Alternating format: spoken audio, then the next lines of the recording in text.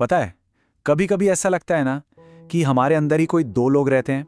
एक हिस्सा है जो सब जानता है, उसे पता है कि क्या सही है, क्या करना चाहिए। और फिर एक दूसरा हिस्सा है जो बस वही करता है जिसमें मजा आता है। आज हम बात करेंगे हमारे दिमाग के अंदर चल रहे इसी युद्ध की। सोचिए, हर रात हम एक फैसला करते हैं, है ना? अलार्म सेट करते हैं और खुद से कहते हैं बस कल से सब कुछ बदल जाएगा, कल सुबह जल्दी उठना है। उस एक पल में हमारा इरादा इतना मजबूत होता है जैसे कोई चट्टान हो।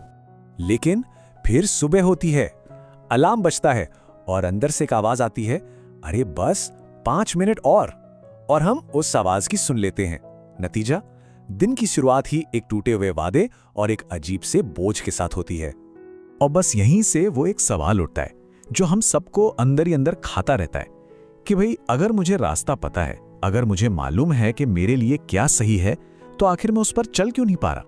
तो सबसे पहले तो ये समझना जरूरी है कि ये कोई आपकी पर्सनल कमी नहीं है, ये सिर्फ मेरी या आपकी कहानी नहीं है, ये हम सबकी कहानी है। असल में ये एक ऐसा संघर्ष है जो हमारे दिमाग की बनावट में ही छिपा हुआ है। चलिए एक कड़वे सच का सामना करते हैं। अगर सिर्फ जानकारी से, सिर्फ जानने भर से जिंदगियां बदल जाती तो आज दुनिया में कोई समस्या ही नहीं होती, है ना? हम सब पहले से ही एकदम फिट, कामयाब और डिसिप्लिन्ड होते। जरा सोचिए, हमारे फोन में, लैपटॉप में कितने गीगाबाइट्स का स्टडी मटेरियल पड़ा है, कितनी किताबें पढ़ी हैं, कितने मोटिवेशनल वीडियोस देखे हैं। मतलब जानकारी की कोई कमी नहीं है। हम सब जानते हैं कि क्या सही है, लेकिन फिर भी जिंदगी वहीं की वहीं खड़ी है। ऐसा पता है क्यों होता है? क्योंकि हम सब एक बहुत बड़े भ्रम में जी रहे हैं। हमें लगता है कि किसी चीज के बारे में जान लेना ही उसे कर लेना है, पर सच तो यह है कि जानना और करना, ये दो बिल्कुल बिल्कुल अलग चीजें हैं। इसे ऐसे समझिए, मान लीजिए आपको तैरना सीखना है, तो आपने क्या किया? तैरने पर दुनिया की सबसे अच्छी किताबें पढ़ डाली, आप थ्योरी के एक्सपर्ट बन गए। लेकिन जिस दिन आपको पानी में उतारा जाएगा, क्या होगा? आपका शरीर घबरा जाएगा। क्यों? क्योंकि तैरना आपका दिमाग नहीं सीखता, आपका नर्वस सिस्टम सीखता है। और वो पढ़कर नहीं, करके सीखता है, अनुभव से सीखता है।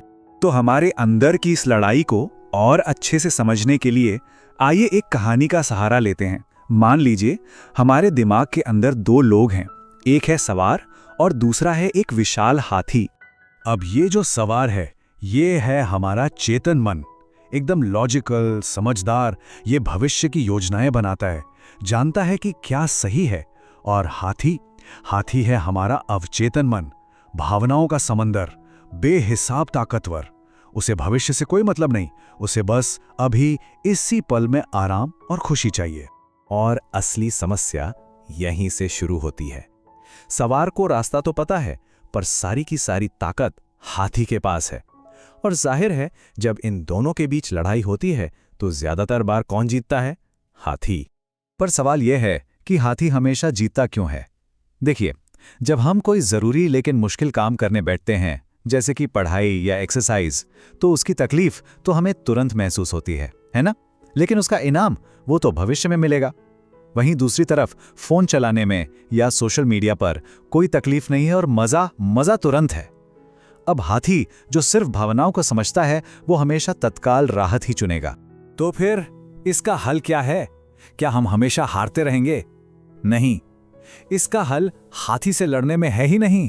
हल है उसे समझने में और उसका दोस्त बनने में। एक बात को अच्छी तरह समझ लेना होगा, आप अपनी इच्छा शक्ति, अपनी विल पावर के दम पर इस 5000 किलो के हाथी को नहीं हरा सकते। ये नामुमकिन है। लेकिन हाँ, आप उसे ट्रेन जरूर कर सकते हैं, उसके साथ काम कर सकते हैं, उसके खिलाफ नहीं।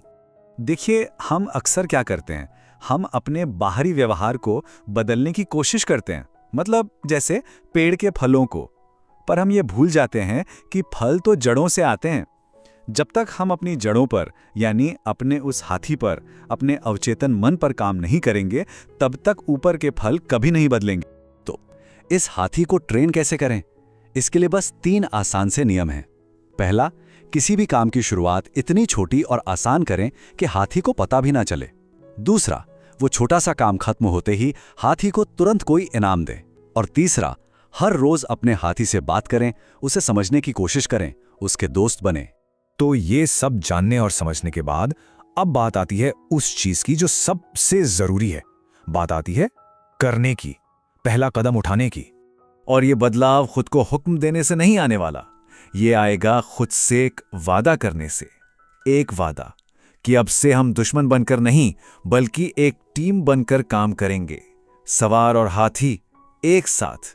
याद रखिए, असली बदलाव की शुरुआत उस दिन से होती है जिस दिन हम अपने अंदर के उस हाथी से लड़ना बंद कर देते हैं और बस शांति से उसे समझने की एक कोशिश शुरू करते हैं। तो अब आखिरी और सबसे बड़ा सवाल यही है, क्या ये बातें भी सिर्फ एक और जानकारी बनकर आपके दिमाग में जमा हो जाएंगी, या फिर ये सच में किसी एक्शन की, किसी बदलाव की शुरुआत बनेंगी? इसका जवाब आपके अगले कदम में छिपा है। ये एक सीखने की कोशिश थी, अपने भीतर की उन जड़ों को समझने की। एक छोटी सी कोशिश इंजीनियर रोहित विद्यार्थी द्वारा।